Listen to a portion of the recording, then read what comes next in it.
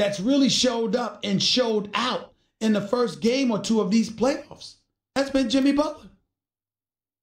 When he dropped 36 in game one. Now, I understand that the Philadelphia 76ers romped the Brooklyn Nets last night. I consider that an aberration. My personal opinion is that, listen, that is just utter nonsense. I'm looking right now at the Philadelphia 76ers and how they played last night in their blowout victory over the Brooklyn Nets. And I got news for you. This is going to be a series. Sixers won 145-123. They were up by as many as 31 themselves. They blew the Nets out of the Wells Fargo Center in Philadelphia. It means nothing to me. It's one game in the playoffs. I once saw the Lakers lose by 40 in game one of a finals and win the damn series. One game doesn't mean anything to me. I'm looking at the level of production from the bench. I'm looking at a guy like Mike Scott who hit 5 or 7 shots, 3 or 5 from three-point range.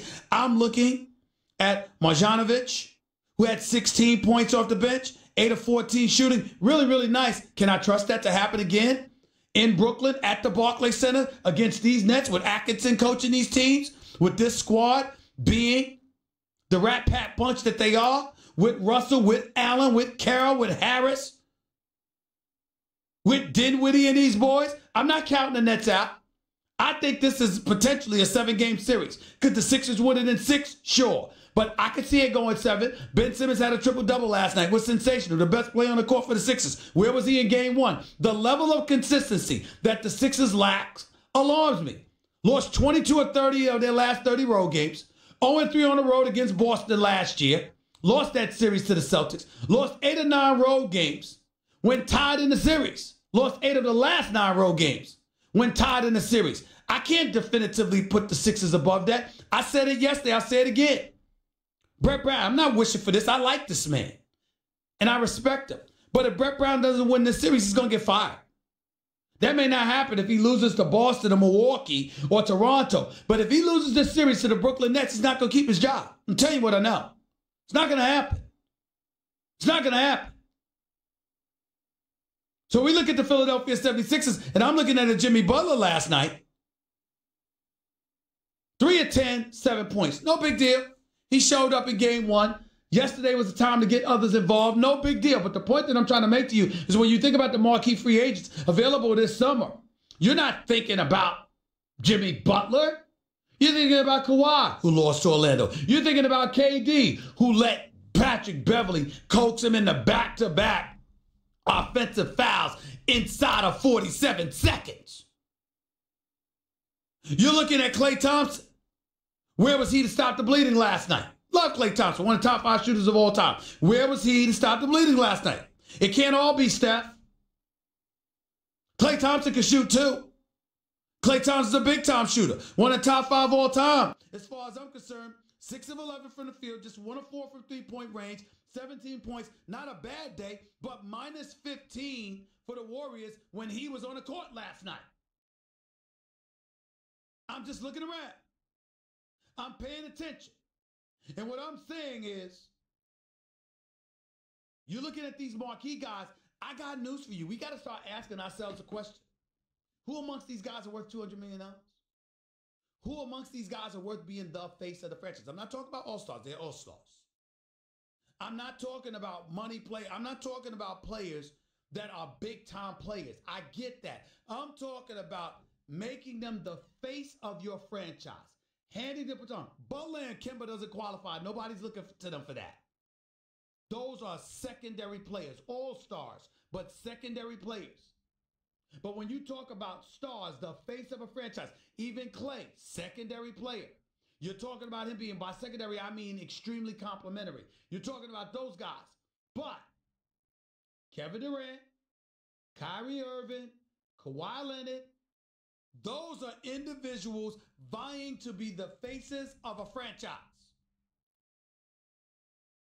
I had people asking me this morning, is it possible that the reason why KD is having a problem is because he's got 1 foot in, 1 foot out of Golden State? I don't know the answer to that damn question.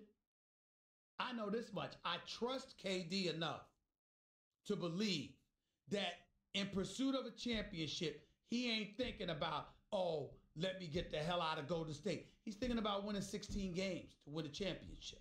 That's what he's thinking about. I'm not going to disrespect him by implying that winning is not his priority. I don't believe that about Kevin Durant. I think it's far more sinister than that personally. I think the real problem with Kevin Durant is that a Hall of Fame pest, which is what one writer called Patrick Beverley, has taken him out of his game and gotten into his head. I think Kevin Durant, if it were anybody else other than a mega star in the NBA, that's different. But if you're Kevin Durant, think about this, because I don't think it's going to happen, but just think about this nightmarish scenario for Kevin Durant for 1 second. The Warriors somehow lose this series to the Clippers, which nobody thinks is going to happen, including me.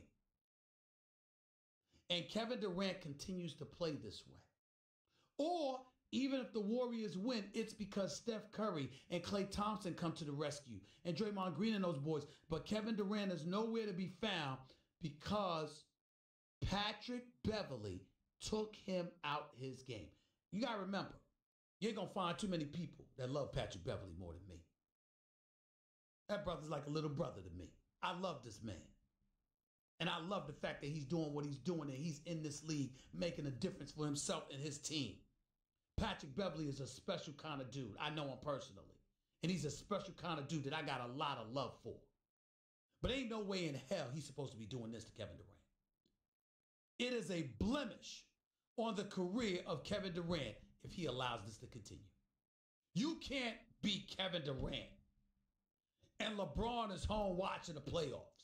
And Kawhi is in the Eastern Conference. He ain't playing for the San Antonio Spurs and you going up against him in the playoffs. No, this is Patrick Beverley.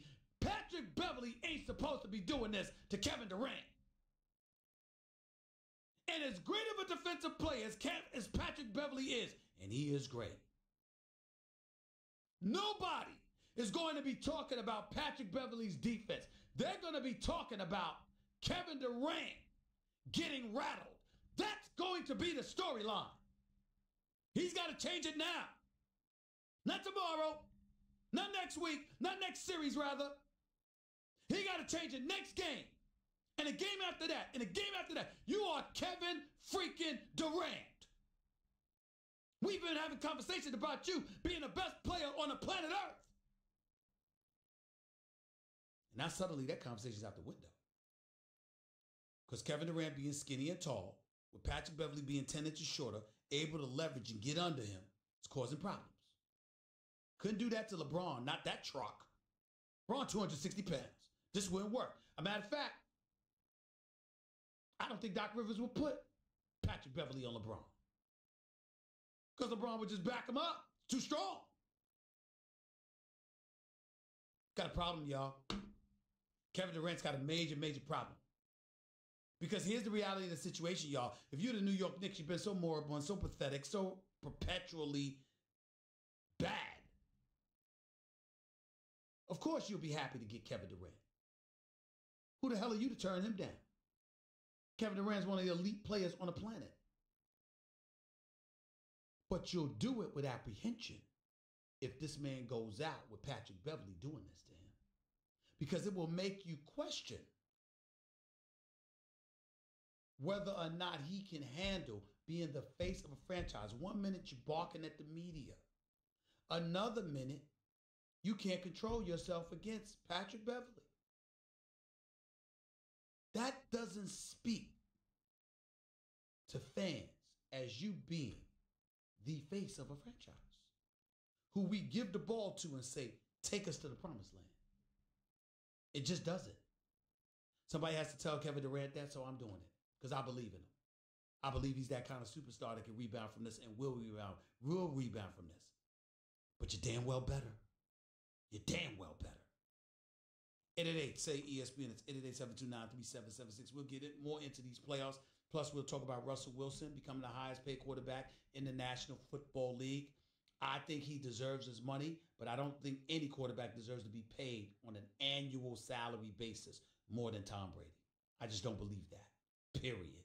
But I'm happy for Russell Wilson Even though I didn't like your Instagram post with you and your wife, that's y'all business. You don't need to be in your bed. To hell with your bedroom. You had us in your bed. Do we really, really need to see that? I really don't think we need to see that. Privacy, my brother. Privacy. Okay? That's just me. 888, say ESPN. It's 888-729-3776. That was Straight Talk Wireless nationwide coverage on America's largest and most dependable 4G LTE networks. We'll be back with your calls and more in a minute, so don't touch that dial. It's the Stephen A. Smith Show. ESPN Radio, ESPN News. By the way, when you're hiring, you don't want to waste time sorting through dozens of irrelevant resumes, do you? You want an efficient way to get to a short list of qualified candidates. That's why you need Indeed.com. Post a job in minutes, set up screening questions based on your job requirements, then zero in on qualified candidates using an intuitive online dashboard. Discover why 3 million businesses use Indeed for hiring. Post a job today at Indeed.com/hire. Search for greatness. Search Indeed.